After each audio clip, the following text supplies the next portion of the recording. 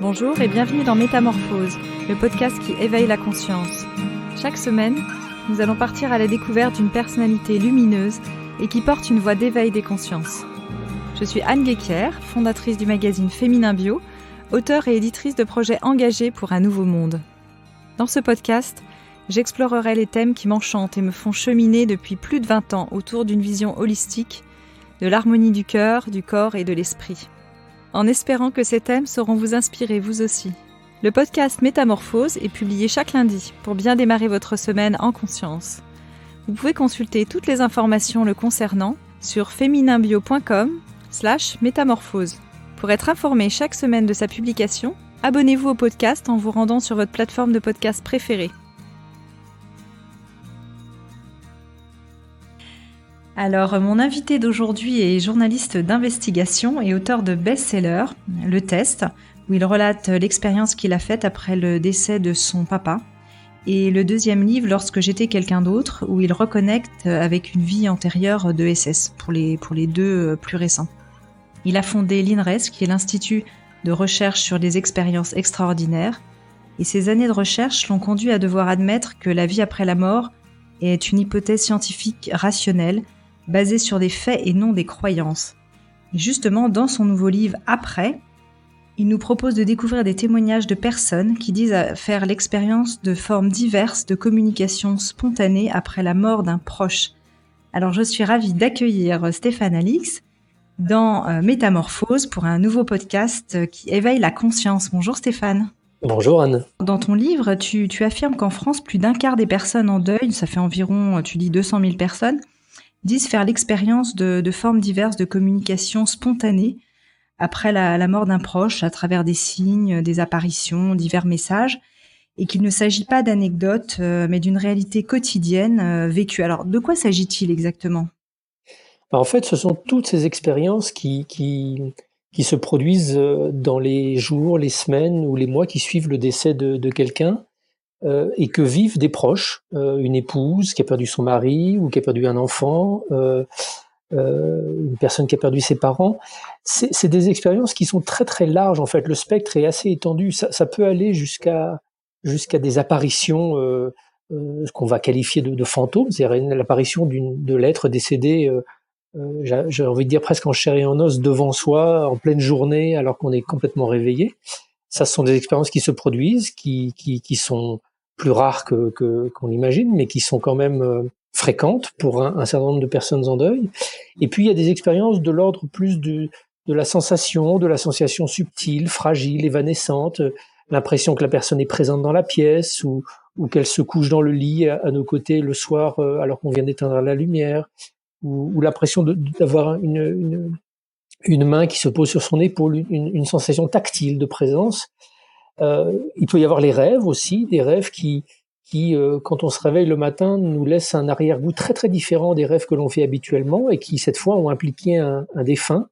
On n'a pas l'impression d'avoir fait une sorte de rêve confus, parcellaire et brouillon. On a l'impression d'avoir fait une vraie rencontre. Alors ce qui caractérise l'ensemble de ces expériences, c'est qu'elles sont subjectives, c'est-à-dire qu'elles sont pas partageables et elles sont rarement partagées. C'est-à-dire rarement plusieurs personnes vont avoir la même perception d'un défunt au même moment. Il arrive souvent que dans un couple, par exemple, soit la femme, soit le mari soit témoin d'une expérience de cette nature, mais pas le conjoint. Donc tout ça crée un doute parfaitement légitime. Est-ce que ces expériences en fait sont pas dans la tête des gens, sont pas une forme d'imagination, voire d'hallucination?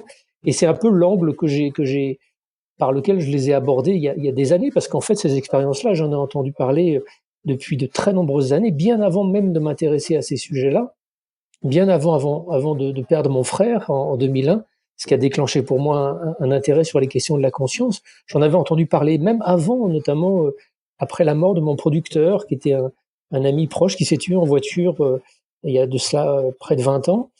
Et quelques jours après son décès, en fait, sa compagne a fait une petite réunion d'amis chez eux. Et très gêné, à un moment de la soirée, il est venu me voir en me disant « Écoute, il faut que je te raconte un truc bizarre qui m'est arrivé hier soir. » Denis, le producteur s'appelait Denis. J'ai l'impression que Denis est venu me voir dans la nuit, dans la chambre. Je m'étais allongé dans le lit. C'était la première fois que je retrouvais notre lit après son décès. je me suis allongé et j'ai vraiment eu l'impression qu'il s'allongeait à mes côtés. J'ai senti le poids d'un corps sur le matelas se creuser. Et je voyais dans les regards de cette amie que elle s'était elle-même posé toutes les questions rationnelles qu'on se poserait. Est-ce que c'est pas dans ma tête? Est-ce que c'est pas moi qui invente, etc. J'ai tellement de douleur et de tristesse. Et je voyais dans son regard qu'elle s'était posé ces questions et que c'était pas ça. C'était autre chose. Elle était elle-même troublée et profondément confrontée au mystère, en fait. Mais à l'époque, voilà, moi, j'étais pas spécialement ni formé, ni ouvert, ni intéressé par ces questions-là. Donc, par respect, je l'ai écouté, et puis j'ai pas remis en question ce qu'elle me disait. Mais voilà, c'est entré par une oreille, c'est sorti par l'autre. Ouais. Et en fait, après avoir commencé à m'intéresser plus sérieusement à la conscience, j'ai découvert que les expériences qu'avait vécues cette amie étaient très, très, très, très loin d'être uniques. Oui, alors c'est vrai que pourquoi je me pose aussi la question, pourquoi cette espèce de fascination que tu as pour l'après-vie, l'invisible ou on pourrait dire même la mort, pourquoi vouloir finalement percer ce mystère? Est-ce que effectivement dans ton parcours, il y a eu des décès prématurés autour de toi? Tu parles de ton frère et puis cet ami, c'est probablement d'autres. Qu'est-ce qui te donne envie en fait d'investiguer sur ce champ-là? Parce que sur le champ de la conscience, il y a d'autres champs finalement d'investigation. Oui, mais c'est évident, la mort est effectivement un sujet qui m'obsède depuis presque l'enfance. J'ai trouvé plusieurs sources de réponses, mais la plus évidente, c'est celle de la mort de mon frère, qui s'est tué devant moi dans un accident de voiture en 2001 en Afghanistan. Il venait d'avoir 30 ans, moi j'avais 33 ans.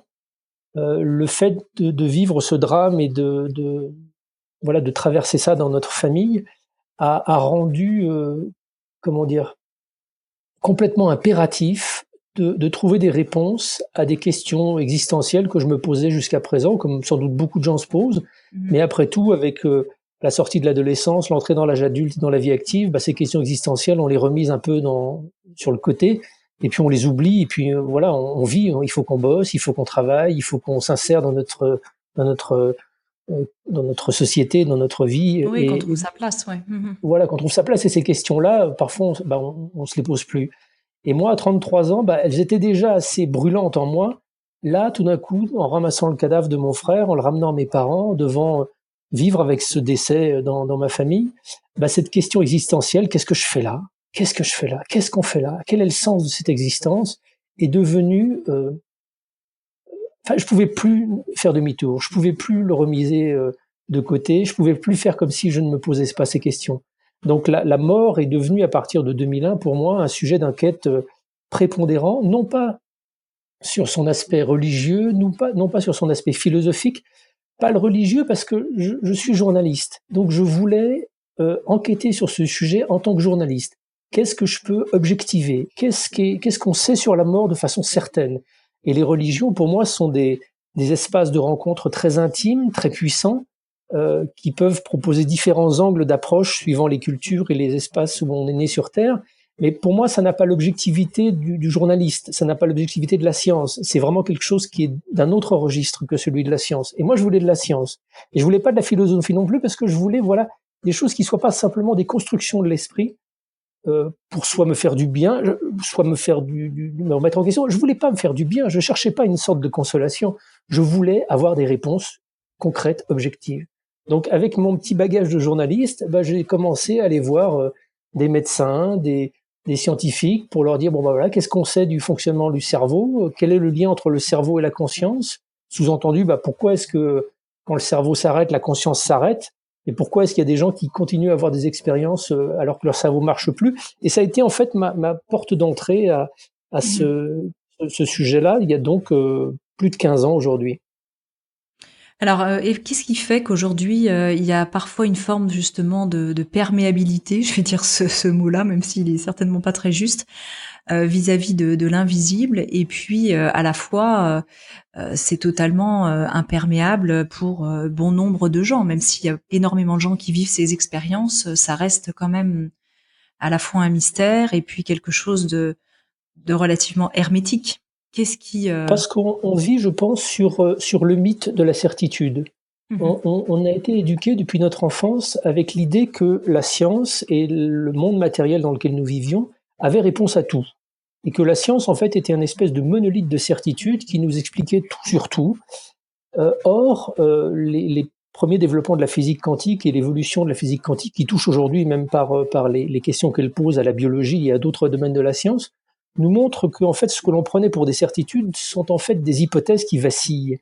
La certitude qu'on connaît tout de l'univers et que si on va au plus profond de la matière, on va trouver les constituants ultimes de cette matière et que ça va expliquer par leur fonctionnement la nature de la réalité, c'est précisément plus le cas. Quand on va au cœur de la matière et quand on va au plus petit du dénominateur de la matière, on trouve plus de matière, on trouve rien. On trouve de la potentialité, on trouve des ondes, des choses qui sont à la fois des corps matériels et puis à d'autres moments qui sont des ondes. Donc, l'idée même de matière, l'idée même de réalité s'effondre et n'est remplacée par rien.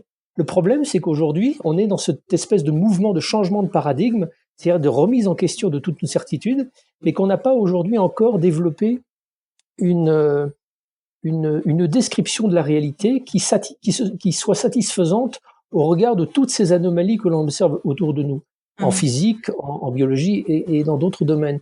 Donc, en fait, on est dans ce moment de transition où on observe un certain nombre de phénomènes incompréhensibles et totalement mystérieux, mais on n'a pas de modèle pour les expliquer. Donc, c'est, je pense, une sorte de réalité qui aujourd'hui transparaît dans notre société et qui laisse intuitivement à une grande majorité de personnes l'idée que voilà, on n'est pas certain de tout, et que peut-être certaines questions qu'on jugeait complètement farfelues sont pas si farfelues que ça. Alors, dans ce moment d'ouverture et de transformation de la société, il y a évidemment des oppositions. Un des théoriciens de la physique quantique, Max Planck, disait que les nouvelles vérités scientifiques ne triomphent pas parce qu'elles sont justes, mais parce que leurs opposants finissent par mourir. C'est la nature humaine d'avoir des oppositions, des débats et des luttes sur toutes les questions ayant trait à la définition de la réalité. Donc, voilà, moi, je ne m'étonne pas qu'il y ait des gens, d'un côté, qui croient à cette réalité de l'invisible, à cette réalité immatérielle, et puis d'autres qui n'y croient pas. Ce que j'essaie de faire, c'est de sortir ce débat de l'espace de croyance dans lequel on le cantonne, pour essayer de montrer justement que la science elle-même questionne cette réalité. C'est des scientifiques eux-mêmes qui m'ont le plus bouleversé dans les questionnements qu'ils avaient sur la nature de la conscience. Quand des gens qui sont scientifiques, qui sont médecins ou chercheurs, me disent, en fait, je suis pas si sûr que ça soit le cerveau qui provoque la conscience, et que le cerveau est peut-être plutôt une sorte de détecteur de la conscience, mais pas du tout quelque chose qui le fabrique, je trouve ça prodigieusement excitant. Allez, mais je trouve aussi, et je rencontre aussi plein d'autres médecins et d'autres chercheurs qui me disent, mais tout ça, ce sont des âneries, je n'y crois pas une seule seconde, etc. Ce qui est important, en fait, c'est de maintenir le débat ouvert. Oui. Et moi, la seule chose que je fais aujourd'hui, c'est que j'essaie d'être assez, critique envers les gens qui s'enferment dans des certitudes. J'ai beaucoup de respect pour tous les gens que je rencontre qui sont dans l'ouverture, dans le questionnement, dans la remise en question de leurs idées préconçues, mais j'ai toujours un peu de méfiance, quel que soit l'espace dans lequel je rencontre ces gens-là, pour ceux qui sont pétris de certitude, soit ceux qui sont absolument certains qu'il n'y a aucune réalité au monde de l'invisible et que tout ça c'est juste des sornettes surnaturelles, mais j'ai aussi autant de méfiance pour ceux qui ont une croyance aveugle dans tous ces phénomènes invisibles et qui croient à tout sans avoir le moindre discernement et le moindre esprit critique à son sujet. Oui. Alors justement, c'était une question pour une personne là qui nous écoute et qui se dit comment savoir. Moi, j'ai vécu effectivement une expérience un peu particulière avec un défunt, un proche, et je ne sais pas en fait discerner. Je ne sais pas forcément comment font les gens dans les témoignages de ton livre. Qu'est-ce qui fait qu'à un moment donné, justement, ce qui a été vécu devient une certitude et n'est plus, je dirais, vu comme quelque chose, je suis fou, c'est une projection, est-ce que je suis schizophrène? J'imagine que c'est une évidence pour ces personnes-là, quand ils le vivent ou pas toujours? Pas forcément. C'est-à-dire pour beaucoup, il y a du doute. Pour beaucoup, quelle que soit l'intensité de l'expérience, j'ai le cas d'une jeune fille qui a vu son compagnon lui apparaître en pleine journée alors qu'elle était en train de faire la cuisine. Elle a été bouleversée et assez terrifiée d'ailleurs même par cette apparition.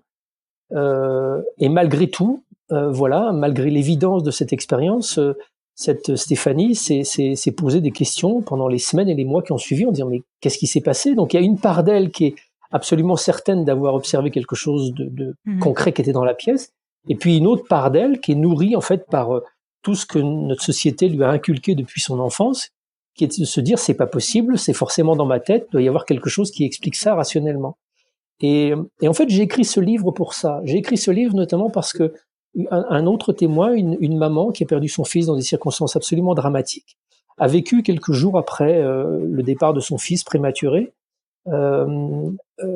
prématuré, le départ prématuré de son fils, pardon. Oui. Elle a vécu une expérience où, dans la nuit, elle a vu son visage lui apparaître et elle a eu comme une espèce de contact tactile, une sorte de câlin avec ce fils. Ça a été une expérience très bouleversante qui a provoqué un peu d'apaisement dans la douleur déchirante que cette maman traversait, oui. Mais qui, dès le lendemain et les jours suivants, a généré un énorme questionnement et énormément de doutes. Et j'ai écrit ce livre presque pour cette maman, parce que cette maman, elle est toute seule. Elle peut pas en parler à son entourage, ni à son conjoint, qui est lui-même traversé d'une douleur terrifiante, et la douleur les sépare. Et je pense pas qu'on puisse acquérir de certitude définitive. Il y a pas un scientifique ou quelqu'un qui va venir et qui va vous dire « je vais vous prouver que ce que vous avez vécu est réel ». Et j'ai envie de dire, si quelqu'un arrive et fait ça, méfiez-vous-en. Parce que je pense que ces expériences nous transforment avec le temps. Ces expériences nous enseignent avec le temps. Elles nous proposent peut-être d'entrer sur un chemin d'apaisement, mais il va falloir beaucoup de temps pour ça. Elles ne règlent absolument pas la douleur par un coup de baguette magique comme par enchantement. La principale chose importante à mes yeux, c'est de pouvoir en parler, de pouvoir lire des livres, de pouvoir lire d'autres témoignages. C'est pour ça que voilà, je remercierai jamais assez les dizaines de témoins qui ont accepté de livrer leurs histoires toutes plus incroyables les unes que les autres dans ce livre après, parce que leur parole, elle va rassurer d'autres personnes. J'ai eu, pas plus tard qu'hier, le coup de fil d'une maman qui a perdu sa fille dans un attentat, il y a peu de temps, en France. Cette maman a lu ce livre et m'a dit « Waouh, merci, parce que j'ai vécu avec ma fille exactement ce que vous racontez dans ce bouquin-là. 48 heures après son décès, elle est venue me faire un câlin, elle est venue me toucher l'épaule et c'était indiscutablement elle. Voilà. Et des gens comme ça, c'est ce que tu disais au tout début en soulignant ce que j'écris dans le livre, c'est pas une personne par-ci par-là, c'est des centaines de milliers de gens, rien qu'en France. Des centaines de milliers de gens qui sont laissés à leur solitude, laissés à leur détresse, pour des raisons stupides, des raisons qui ne sont pas rationnelles. On voudrait dire oui, mais c'est parce qu'elles souffrent, donc il faut les prémunir de la souffrance, il faut les ramener dans la réalité. Mais allez voir un psychiatre. Jamais un psychiatre ne vous dira que une personne qui vous raconte une expérience bouleversante après le décès de quelqu'un, il faut systématiquement la ramener dans la réalité. Ça veut dire quoi, la ramener dans la réalité? Les psychiatres sont pas là pour ramener les gens dans la réalité. Les psychiatres sont là pour aider les gens à apaiser leur souffrance. Donc si cette expérience-là, devant laquelle on ne peut pas se prononcer sur la nature ou pas de cette réalité, si on fait un travail d'accompagnement et on s'aperçoit que cette expérience peut peut-être faire baisser un peu le niveau d'intensité de la souffrance, mais c'est exactement l'inverse qu'il faut faire. C'est-à-dire il faut libérer cette parole, permettre que cette expérience soit exprimée dans un cercle familial, amical et éventuellement avec des gens qui font profession d'accompagner les gens en deuil. Et c'est un peu pour ça que je milite. On vit dans une société qui est un peu stupide et qui prend sa stupidité pour de la raison et de la rationalité. Moi, j'essaye de démontrer que non, la vraie rationalité, c'est au contraire d'écouter l'extraordinaire, d'écouter ce qui sort de l'ordinaire et qui peut parfois apporter une aide colossale dans notre existence dans des moments d'épreuve si douloureux que sont la mort d'un proche. Toi qui, là, on parle effectivement de ceux qui restent, des vivants, et ceux qui ont à faire leur deuil. De l'autre côté, on va dire les âmes qui cherchent à rentrer en contact avec les personnes vivantes, en fait. D'après ce que tu as pu observer et tous les cas que tu as pu recenser, et puis certainement tant d'autres, qu'est-ce qu'elles cherchent en fait à travers cette communication, à rassurer les personnes qui restent? Dans le cas des câlins, effectivement, ça paraît assez net. Pourquoi est-ce que certaines peuvent dialoguer, pas d'autres? Est-ce que tu as pu avoir des réponses sur ces aspects-là? Alors, ce qui ressort de façon la plus fréquente, c'est le besoin de rassurer. Mais ça me paraît tellement logique. Et Mm. imagine que là, tout d'un coup, alors qu'on est en train de faire cet entretien, on meurt tous les deux. Quel va être notre premier désir? D'aller rassurer les gens qu'on aime, Bien leur sûr. dire, en fait, ça va. Je suis mort Ouais, de tout va façon un peu bien. brutale, bizarre, mais tout va bien. Tout va bien. Et effectivement, l'immense majorité des signes, des messages, des, des, des communications qui sont captées par ces gens qui restent, c'est des messages de, où le défunt essaie de se montrer sous un jour apaisé, avec un visage calme, un visage serein. Éventuellement, s'il y parvient à donner quelques paroles de réconfort aussi, ça va, tout va bien en fait. Je comprends pas trop ce qui se passe, je suis mort, mais ça va, vous inquiétez pas. Est-ce que tu crois que ça, on peut le faire en tant qu'âme si on a eu une vie apaisée, par exemple? Je sais que dans ton livre, tu évoques le cas de suicide de cette femme qui dit mais moi, mon conjoint me manque terriblement depuis une cinquantaine d'années, je crois, mais en même temps, je suis croyante et je n'ai pas envie de me suicider parce que je sais que je ne réglerai pas le problème. Enfin, je caricature un peu, mais est-ce que effectivement, ceux qui s'adressent à nous sont déjà des êtres plus apaisés? Tu as le sentiment? Alors, ça dépend. Effectivement, il y a la question, et notamment la question que m'avait posée une maman dont le fils était mort dans un attentat, c'était de savoir si le fait de mourir dans des circonstances violentes, voire brutales, un attentat, un accident, a un incidence sur le parcours après la mort. Souvent, les médiums disent que si la mort est très brutale, très inattendue, effectivement, on va pouvoir peut-être mettre un petit peu de temps avant de réaliser ce qui vient de se passer. Il y a aussi le cas de Marie, dont le papa est mort d'un infarctus alors qu'il était en train de s'occuper de son cheval. Et Marie, la nuit qui suit, alors qu'elle est dans la maison de ses parents et qu'elle se réveille et qu'elle va chercher un verre d'eau, dans la cuisine, elle rencontre son père qui lui dit « Ramène-moi, ramène-moi, ramène-moi ». Manifestement, le papa qui vient de décéder comprend pas trop ce qui lui arrive et cherche de l'aide et s'adresse notamment à sa fille de cette manière-là. Mais moi, j'y vois pas quelque chose de forcément terrible. Souvent, ce genre d'image on va le relier aux films qu'on a vus, les films américains avec des fantômes, avec des gens perdus, des âmes errantes ou je ne sais quoi. Voilà, je pense que ce papa, il est décédé de façon totalement brutale et Mmh. inattendue. Et effectivement, pendant les quelques temps qu'on suivit son décès, il devait être un peu dans un état de confusion. Comme d'ailleurs je le raconte dans mon cas personnel avec la mort de mon père, qui lui est mort à l'hôpital, mais j'ai aussi perçu un certain nombre de confusions dans les jours qui ont suivi. Et cette confusion, elle est normale. Imaginez que vous partiez en voyage sans y avoir été préparé, que vous débarquez, vous êtes français, vous avez vécu toute votre vie en France, et vous débarquez du jour au lendemain au milieu de la forêt malaisienne, au contact Ouais, de Punan, au fin fond de Bornéo, je ne sais où. Vous allez avoir un petit temps d'adaptation. c'est C'est clair. pas terrible. Mmh. Ça peut se passer, ce temps-là. Et ce qu'a fait Marie, la fille de ce monsieur mort d'un infarctus, c'est qu'elle s'est sentie qu'il fallait qu'elle lui parle, qu'elle prie. Ça ne veut pas forcément dire réciter des prières et un dogme bien précis. C'était juste adresser à son papa de la pensée d'amour, essayer de le rassurer. Ce que j'ai d'ailleurs fait, ce que je raconte dans le livre aussi pour mon propre père, simplement lui dire voilà ce qui se passe. Tu viens de mourir. C'est un peu bouleversant pour tout le monde, mais t'inquiète pas, il y a forcément de l'aide de l'autre côté qui va apparaître. Et ça aussi, c'est un élément qui est important. C'est ce que dit une des médiums, parce que j'ai quand même, après le test, je voulais quand même qu'il y ait aussi des médiums qui puissent nous donner un peu leur point de vue dans ce livre, dans Oui. Après. Donc j'ai demandé à notamment une médium canadienne qui s'appelle Sylvie Ouellet, qui est assez incroyable, de me donner sa lecture, elle, de ce qui se passe après la vie. Et Sylvie confirme des choses que j'ai vues par ailleurs dans plein d'autres récits, c'est que au même titre que quand on est sur cette terre, on est entouré d'un personnel soignant, on est à l'hôpital et on est pris en charge tout de suite. Euh, Ça se passe exactement de la même façon quand on meurt. On est accueilli, il y a du monde. Il y a du monde qui est là. Est-ce que ce sont nos ancêtres? Est-ce que ce sont des proches défunts qui sont déjà partis? Est-ce que ce sont d'autres êtres qu'on n'a jamais croisés sur cette planète? J'en sais rien. Mais on est entouré et on est accueilli. Et ça, c'est quelque chose qui ressort vraiment des témoignages. C'est-à-dire que il y a, dans l'ensemble de ces histoires, c'est beaucoup de belles histoires quand même.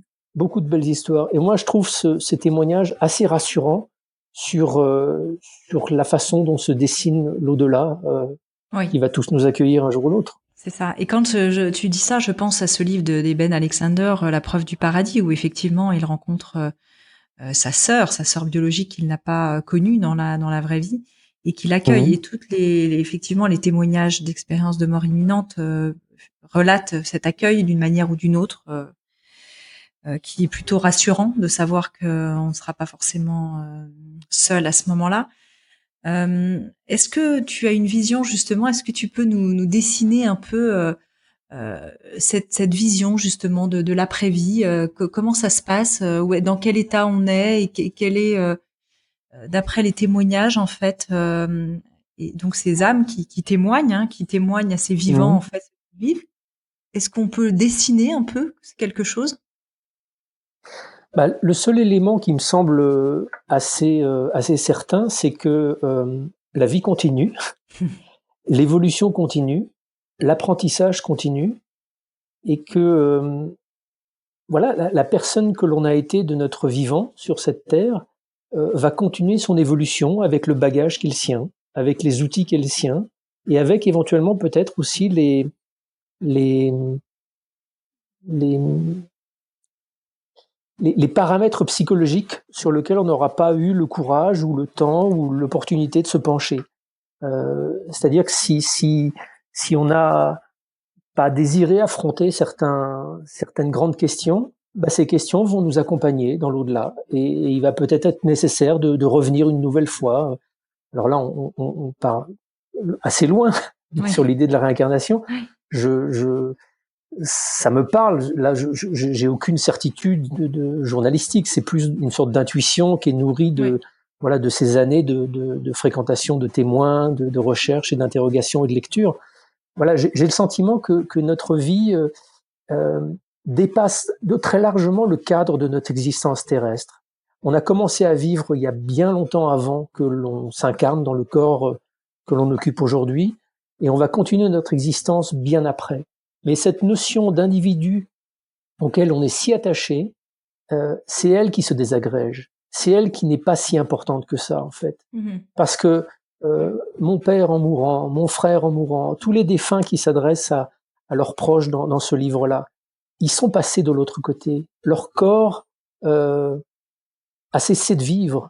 Il se désagrège, il redevient poussière, comme disent les textes. Qu'est-ce qui reste? Il reste leur âme. Il reste cette essence d'eux-mêmes qui était à l'intérieur d'un corps, mais qui n'est pas réductible à ce corps. Donc, on redevient quelque chose de plus vaste que celui qu'on a été sur Terre. Et c'est ce qui explique aussi peut-être parfois que ces contacts ne durent qu'un temps, comme s'il était nécessaire pour les gens qui nous ont été proches et qui sont partis, de continuer leur évolution et parfois de s'éloigner. Oui. Moi, je ne vois pas dans l'éloignement une rupture du lien. Je vois dans l'éloignement la nécessité peut-être de poursuivre pour eux une certaine évolution. Et je pense que le véritable amour, c'est de parvenir à laisser partir. Oui, on pourrait parler même d'ascension, de laisser ascensionner peut-être d'un étage au-dessus, si ce mot n'est pas trop connoté religieusement.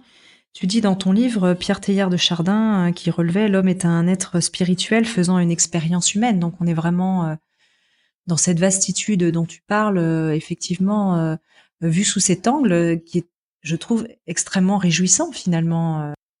C'est que la vie a un sens. Moi, la chose qui m'a le plus interrogé après la mort de mon frère, c'était, et puis qui me torturait même avant, depuis mon adolescence et même mon enfance, c'était que je voulais comprendre le sens de l'existence. Je voulais comprendre s'il y en avait un. Pour moi, j'avais l'impression d'avoir été catapulté dans un monde absolument absurde. Et puis j'ai fait du reportage de guerre, je suis parti très très tôt sur le terrain, donc j'ai très très tôt vu par l'absurdité de ce monde, les guerres, les gens qui se tuent, et ça n'a fait qu'accroître mon désir de comprendre qu'il y avait un sens. Mais peut-être parce que je le savais déjà, c'était inscrit en moi. Et la mort de mon frère, et puis le travail que j'ai engagé par la suite, et puis ce qui m'a le plus troublé, c'est d'être rejoint dans cette hypothèse-là par nombre de témoins, c'est de m'apercevoir que oui, ce monde a un sens, et que les épreuves que l'on traverse, la mort, la maladie, les choses qui nous arrivent au long de l'existence, que nous on prend aujourd'hui pour des injustices, pour des choses terribles qui nous arrivent, sont au contraire le moyen de révéler le sens de cette existence. ça m'a profondément troublé d'entendre des mamans, des femmes, des époux utiliser les mêmes mots que ceux que j'avais presque intuitivement développés en m'expliquant que pour telle femme, Carole par exemple, qui me livre un témoignage bouleversant, elle a perdu son papa alors qu'elle avait 12 ans et son mari alors qu'elle en était âgée d'une quarantaine d'années. Elle me décrit qu'en fait c'est la mort de son mari qui l'a connectée à la vie, qui lui a fait prendre conscience de la réalité et de la puissance de l'existence. Comme une mise en relief. Comment est-ce qu'on peut arriver à dire un truc pareil? Oui. Quel est le chemin intérieur, le chemin spirituel qui permet de faire de réaliser une telle chose? Et en fait, c'est ça que j'explique. Mais à travers les mots, en fait, je l'explique pas volontairement ni sciemment. Ça transpire à travers tous les témoignages de ce livre. C'est que notre existence a un sens. Le sens, les épreuves que l'on traverse ont un sens. On est là pour grandir. On est là pour évoluer. La vie est extraordinaire pour peu qu'on se la rende extraordinaire et que l'on voit tout ce qui nous arrive non plus comme des injustices mais des opportunités pour grandir. D'avoir entendu toutes ces personnes te témoigner, est-ce que ça t'a rendu plus vivant toi aujourd'hui? Ça c'est la première question et qui rejoint la deuxième qui est aujourd'hui as-tu peur de la mort, Stéphane? Alors ça me rend définitivement vivant. De m'interroger et de me questionner sans cesse sur la mort depuis plus de 15 ans ne fait que m'interroger sur la vie. Et si aujourd'hui ça s'inscrit dans mon existence, c'est dans mon incapacité aujourd'hui à laisser traîner des choses, à ne pas me confronter aux choses que je pressens, aux grandes questions, tu sais, on passe notre existence à faire des compromis. C'est le jeu de la réalité, c'est le jeu de ce monde, c'est le jeu de la vie en société. On fait des compromis dès la petite enfance. Il faut arrêter de jouer tout le temps et puis il faut aller à l'école. Bon, il faut faire le compromis de passer du temps à l'école. Et puis après, quand on s'engage dans la vie active, professionnelle, on n'a pas forcément le boulot qu'on voudrait à 100%. On l'a à 80%, à 70%. Bon, on fait un peu de compromis. Dans le couple, il faut faire des compromis. C'est pas se renier, c'est apprendre à vivre à deux aussi et à respecter l'identité de l'autre personne avec qui on travaille. On traverse l'existence, pardon. Mais dans ces nécessités de compromis, il y a des seuils sur lesquels il faut être vigilant et qu'il ne faut pas franchir. Et ce que la confrontation à la mort m'a enseigné, c'est que rien ne justifie de faire trop de compromis. Rien ne justifie de se dire non, mais là, tout hurle en moi pour que je change de vie, que je change de métier, que je change quelque chose, mais je peux pas. Il y a trop de chômage, c'est pas raisonnable du tout. Quand tout hurle en nous, rien ne justifie qu'on ne s'écoute pas. Parce que sinon, on va juste prendre le risque d'arriver à la fin de sa vie et de se dire ah zut, c'est ballot quand même. Si j'avais su, j'aurais pas pris ces décisions-là. Et pourtant, donc en fait, c'est indéniable que certaines personnes aimeraient mais ne peuvent pas. Est-ce que il y a là, moi, je trouve aussi parfois un mystère dans l'évolution, c'est qu'on n'est pas forcément tous égaux dans la possibilité de faire sauter ces verrous, ces carcans, ces conditionnements, ces blessures, qu'elles soient actuelles, transgénérationnelles, karmiques, effectivement, pour ceux qui y croient, et qui, dans cette incarnation, ne peuvent pas forcément éviter les compromis. Est-ce qu'il faut aussi accueillir ça? C'est une question. Mais je pense que on est effectivement, tu as tout à fait raison de le souligner, on n'est tous pas logés à la même enseigne par rapport à ça. Mais je pense qu'on a tous les outils pour faire face aux challenges qui vont être ceux de notre existence. Est-ce qu'on les a choisis avant de naître? Ça, je sais pas. C'est une vision que certains expriment. Je sais pas si c'est ça, mais je suis par contre convaincu qu'on a les outils pour faire face à tout ce qu'on va rencontrer dans notre existence. Et ça veut pas dire qu'on doit tous tout envoyer bouler et traverser l'Atlantique à la voile. On n'est pas tous faits pour faire ça. Il y a des gens pour qui la sécurité d'un travail qui est partiellement satisfaisant va être beaucoup plus structurante que de s'engager complètement à l'aventure dans l'existence. Il faut pas confondre le désir de se faire plaisir et la connexion avec son moi profond et l'écoute de son être profond. Oui, Parce que écouter son être profond, ça ne veut pas dire nécessairement, voilà, tout envoyer bouler et partir élever des chèvres au fin fond de l'Australie. Ça veut dire trouver où est son curseur de compromis. Où est son curseur et le placer à la bonne échelle. Pour certains, voilà, ça va être de tout quitter, de tout partir, de changer radicalement d'existence parce qu'ils se sont engagés dans une voie qui était vraiment, vraiment pas la bonne. Et puis pour d'autres, ça va être simplement de faire des petits ajustements. Il n'y a pas de notion de jugement là-dessus, à mon sens. Et parfois, des petits ajustements vont demander beaucoup d'efforts, mais vont produire aussi beaucoup de transformations positives dans le parcours de la personne. Il y a pas de comment dirais-je, d'objectif commun à chacun. Il n'y a pas un modèle d'existence qui serait le modèle pour lequel on devrait tous s'engager. Chaque personne,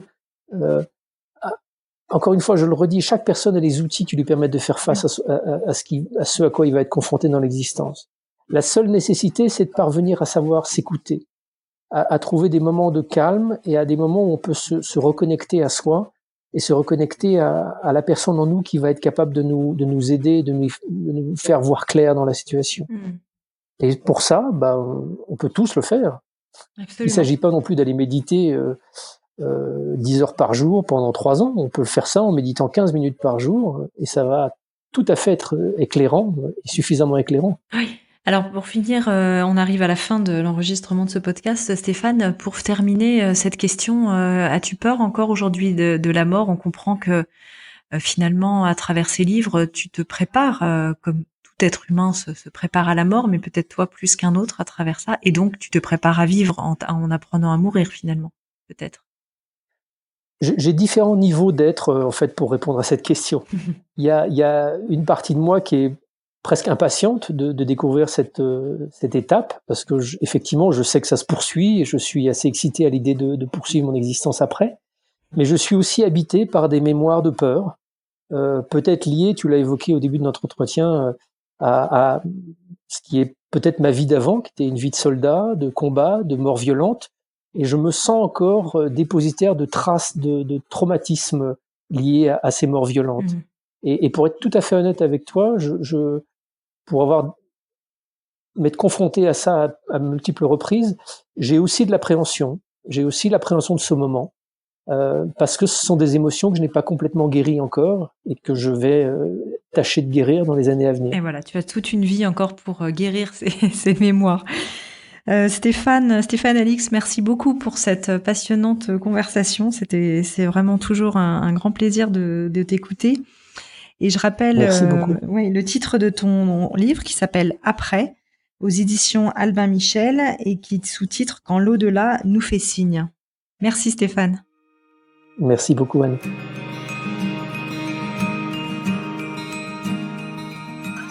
Merci de nous avoir écoutés. Je vous donne rendez-vous pour une interview avec une personnalité lumineuse chaque lundi pour bien démarrer la semaine en conscience. Vous pouvez retrouver Métamorphose sur de nombreuses plateformes et bien sûr laisser votre avis et vous abonner sur Apple Podcast pour le recevoir chaque semaine. Si vous aimez ce podcast, n'hésitez pas à le soutenir pour favoriser sa diffusion en lui donnant 5 étoiles sur Apple Podcast. Et retrouvez toute l'actualité de Métamorphose sur fémininbio.com. Merci, à lundi.